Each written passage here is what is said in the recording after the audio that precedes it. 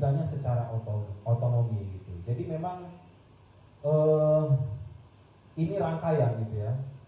Undang-undang tentang Sisdiknas ini lahir bagian dari rangkaian reformasi gitu. Bagian dari rangkaian reformasi yang menandai dibukanya keran demokratisasi di semua sektor gitu. Jadi pasca tumbangnya Orde Baru itu, pasca tumbangnya Orde Baru, semua keran-keran demokratisasi itu dibuka, semua keran-keran demokrasi itu dibuka, tidak saja terbatas pada politik gitu ya. Yang semula proses politik ini dikantor penuh oleh rezim Soeharto gitu ya. Nah, pasca reformasi keran-kerannya dibuka dari sektor ekonomi, dari sektor politik, pun juga di dunia pendidikan gitu. Jadi di dunia pendidikan diberikan otonomi yang memang ini esensinya agak bergeser ya. Agak bergeser. Kenapa bergeser? Karena cita-cita awal dibuatnya Undang-Undang Nomor 20 Tahun 2003 tentang Sisdiknas itu sebetulnya memberikan kebebasan akademik di kampus yang sebelumnya memang ditutup rapat-rapat, dikontrol rapat-rapat gitu oleh kekuasaan Orde. Jadi yang diberikan itu sebetulnya otonomi untuk kebebasan akademik. Tapi seiring berkembangnya waktu dan entah bagaimana mulanya gitu, akhirnya undang-undang ini praktek otonomi khususnya itu menjalar juga ke pengelolaan keuangan gitu. Yang ini jadi cikal bakal pada akhirnya yang hingga sekarang ya, yang tiap tahun di dunia pendidikan itu peningkatan biaya pendidikan itu terus ada gitu. Jadi biaya pendidikan itu tidak flat ya. Tidak flat. Kalau dalam kredit itu kita kenal istilah flat gitu ya, pembayaran yang tetap segitu-gitu saja, tapi dia terus meningkat gitu di setiap angkatan gitu. Sehingga ini nggak bisa dibiarkan. Kalau dibiarkan terus-menerus mau sampai kapan, dan tentu saja implikasinya itu terhadap keberlangsungan orientasi dunia pendidikan kita ke depan yang terus mahal dan akan sulit diakses oleh masyarakat luas, khususnya masyarakat yang dikategorikan kelas menengah ke bawah. Jadi berangkat dari situ sistemnya sudah terang ya, sudah jelas. Sistemnya liberalisasi dan komersialisasi dan juga swastanisasi, di mana mereka melakukan praktek ini berdasar hukum gitu, dan kampus memang diberikan kewenangan untuk itu gitu. Meskipun di undang-undang itu juga disebutkan supaya dunia pendidikan itu tidak sifatnya nirlaba gitu ya. Artinya nirlaba itu tidak menjadikan pendidikan sebagai ladang bisnis, tapi yang terjadi tidak demikian gitu. Jadi itu yang pertama ya, soal kenapa kita harus lawan praktek liberalisasi ini, dan itu memang sudah menjadi cita-cita lama kita. Nah, di masa transisi kekuasaan ya, kita melihat ada angin segar untuk kita kembali ke cita-cita para pendiri bangsa kita gitu. Dalam komitmennya kita bisa lihat ya, dalam komitmen pemerintahan Prabowo Gibran kita bisa lihat bagaimana dalam asta-citanya itu pemerintah berkomitmen untuk membangun industrialisasi nasional gitu dengan skema hilirisasi yang menurut kajian kami kita punya basis untuk itu gitu. Kenapa? Jadi dalam pidato Soekarno itu ya, dalam pidato penemuan kembali revolusi kita kalau tidak salah, itu disebutkan oleh Soekarno beberapa tahap yang sudah dilewati oleh bangsa Indonesia gitu. Di periode pertama tahapannya survival gitu ya. Lalu di periode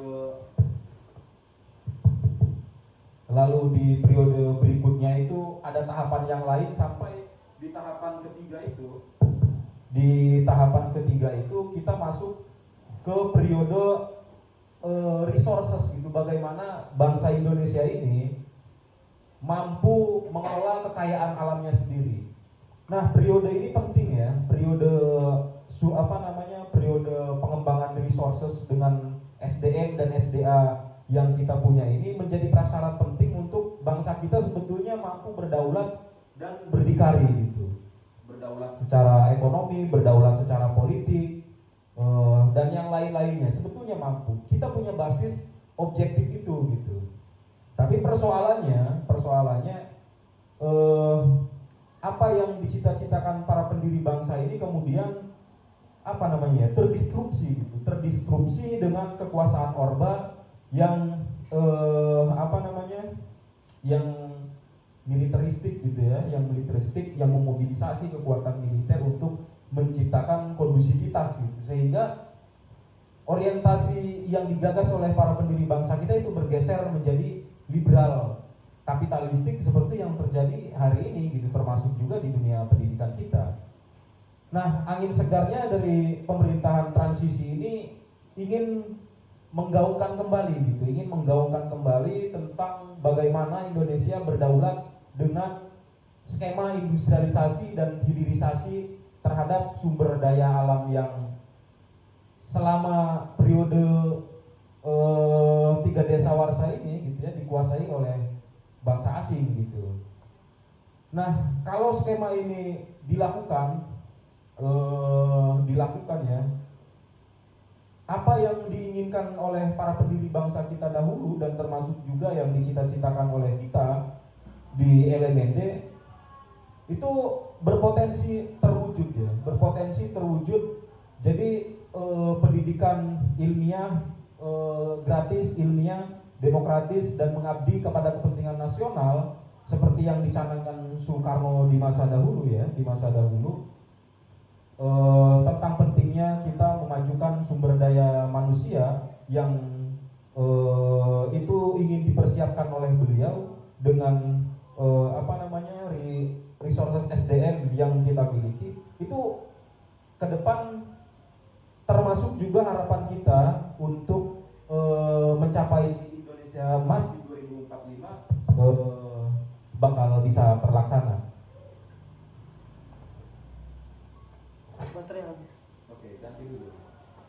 Ini enaknya kita set up kan. Sini sekarang ini baterai juga habis. Oh iya.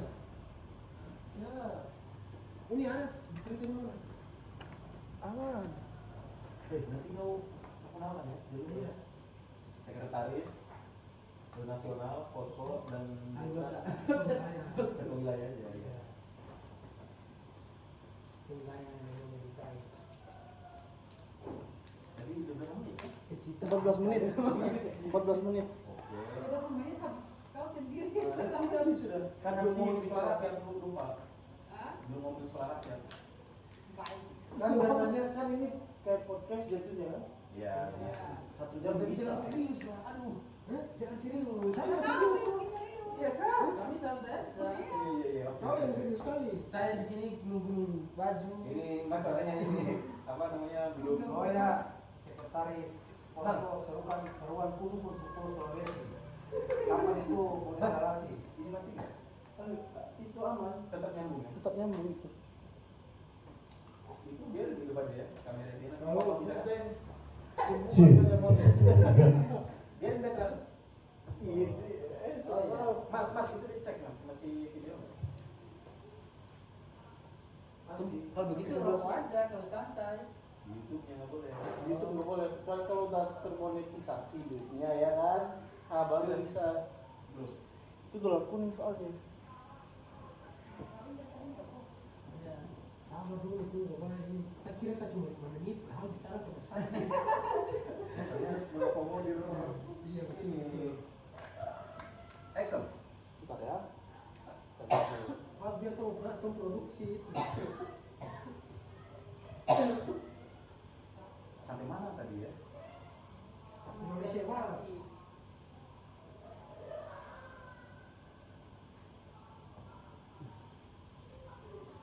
Ayo mulai lagi mas, nanti lompat lagi. Biar beres kita biar keluar dulu nih. Oke. Siapa sekarang? Masih, sebentar lagi. Ini jangan kesini dulu. Berarti Je itu ini taruh aja di sini biar keren. Iya. Iya, Mana sih jangan dipaku. Biar Bang Dul juga sebentar dia di situ pura-pura lihat kan. Sebentar ya Kanda ya. Ini saya punya cuma 5 menit saja. Dia Satu. kan masuk dulu. 2 1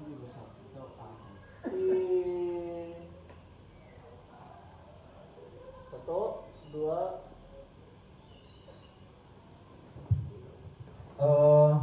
Selain dua program tadi yang itu